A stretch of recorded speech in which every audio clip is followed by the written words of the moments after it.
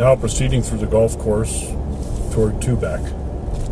I'm going to drive over by Bridge Road and get on the dirt road a little bit to see how stable the Camry is.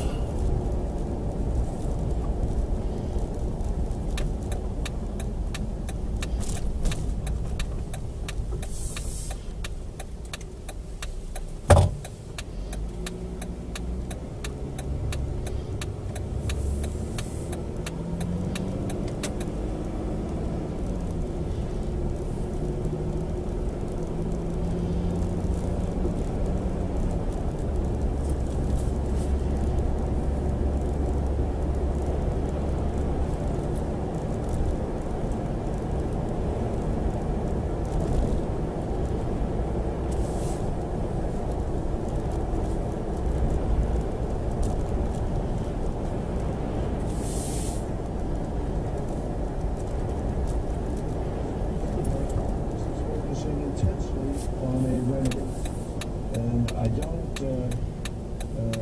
don't believe, as any of us believe, President Obama doesn't believe it. I don't believe the other countries we're working with, I know they don't believe that any of us are served by greater confrontation. And also, we have today to discuss these issues because we cannot and will not allow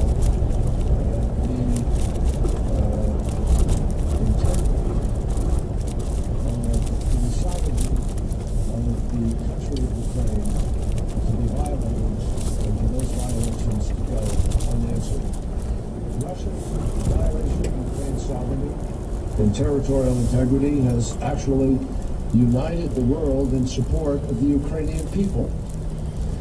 And this morning, Secretary Hagel announced that the Defense Department is taking concrete steps to reassure our NATO allies, steps like expanding our aviation detachment in Poland and our contributions to NATO's Baltic Air Policing mission.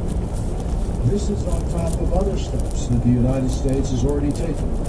Steps like suspending our bilateral discussions with Russia on trade and investment, suspending U.S.-Russia military engagement, and suspending preparations for the G8 summit in Sochi. Now, as I said yesterday in Kiev, and as President Obama has said as well, and as I said to Foreign Minister Lavrov today, Russia made a choice. And we have clearly stated that we believe it is the wrong choice, that it is the choice to move troops into Crimea. Russia can now choose to de-escalate this situation, and we are committed to working with Russia and together with our friends and allies in an effort to provide a way for this entire situation to find the road to de-escalation.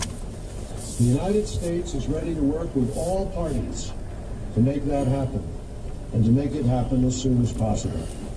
We renew our call for Russia to speak directly to the government of Ukraine to send troops back to their bases and to welcome international observers and human rights monitors. And we've seen today with what happened with Special Envoy Seri just how important it is to ensure the safety of those monitors and of those observers. Ukraine's territorial integrity must be restored and must be respected.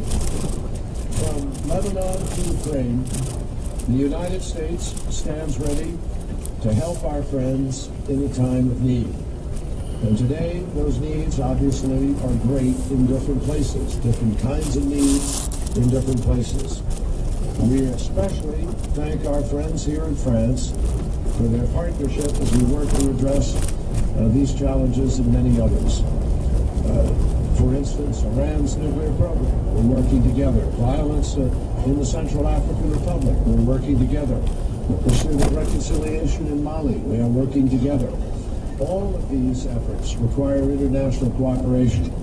So coming together as a community of nations, as we did today, is the best way to resolve these kinds of problems that concern us. And today, I believe we initiate a process that over the next couple of days, we hope can bring us to that de-escalation and to a path for the protection of the integrity of the country and for the building of stronger relationships between other nations. On that note, I'd be delighted to take any questions. The first question is from Jim Barron at the Washington Post. Thank you. Mr. Secretary, you just renewed the U.S. call to Russia to speak directly to the new Ukrainian government.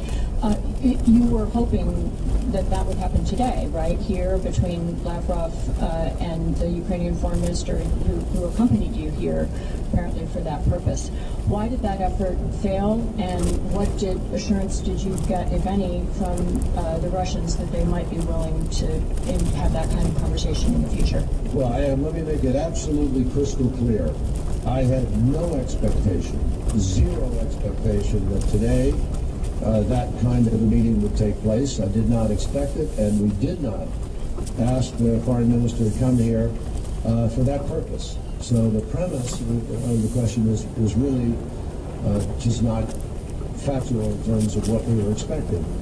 We brought him here because we knew that it was inappropriate for us to have discussions with Minister Lavrov, whom I knew I had a meeting with, without being able to consult with our Ukrainian friends. And it would have been inappropriate for us to come here to Paris and for a group of nations to join together and make some kind of an agreement without the appropriate consultation and engagement and involvement and sign-off from the people who are concerned. This is a Ukrainian decision, and we respect that. So we met, all of us as a group of foreign ministers, with the foreign minister from Ukraine. We went through the things that we have discussed today. We solicited opinion. I will be in touch later tonight with the foreign minister as well as with the prime minister of Ukraine. They're traveling to Brussels for meetings tomorrow with the EU, and we will continue that discussion. I will also continue the discussion with Foreign Minister Lavrov in Rome tomorrow. Foreign Minister Lavrov will then return to have discussions with President Putin, which he also did today. He will continue to have that discussion. And I will obviously have an opportunity to have a discussion with President Obama and with the team in the White House in order to discuss the road forward. But we had very thorough discussions today, very extensive, exchanged ideas.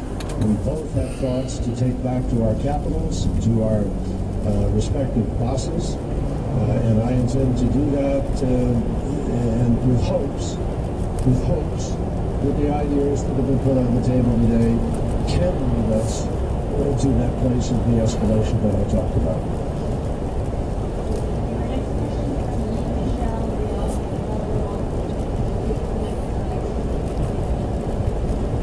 Bonsoir, Monsieur le Ministre.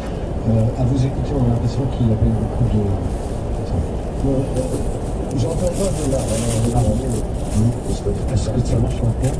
Merci. Ça marche. Oui, bonsoir, Monsieur le Ministre. À vous écouter, il y a visiblement pas eu beaucoup de progrès dans les différentes discussions que vous avez eues aujourd'hui. Est-ce que vous avez le sentiment que sur un point ou un autre, la Russie a évolué, et si oui, sur lequel, sur quel point? Et concernant les sanctions, est-ce que votre gouvernement s'apprête à adopter des sanctions économiques contre la Russie? Et est-ce que vous demandez aux Européens demain d'adopter également des sanctions contre la Russie, et si oui, lesquelles? Merci.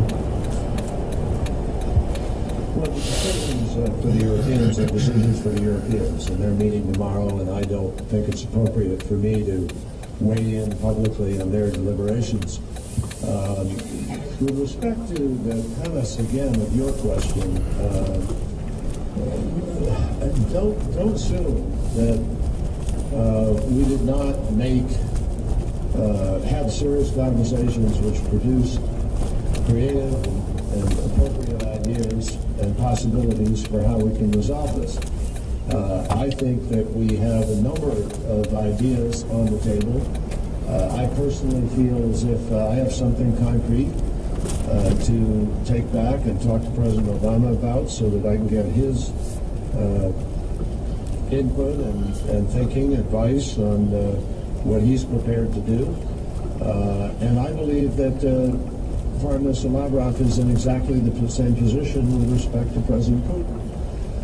I don't think any of us had an anticipation that we were coming here at this moment, in this atmosphere of heightened tension and confrontation, that we were suddenly going to resolve that here this afternoon. But I believe we are doing what is appropriate and what offers the best chance of finding a way forward that the world would welcome and is without conflict. As we said, we agreed today, both sides, and the Ukrainians also, that we are all better served if this can be resolved through dialogue. That's important.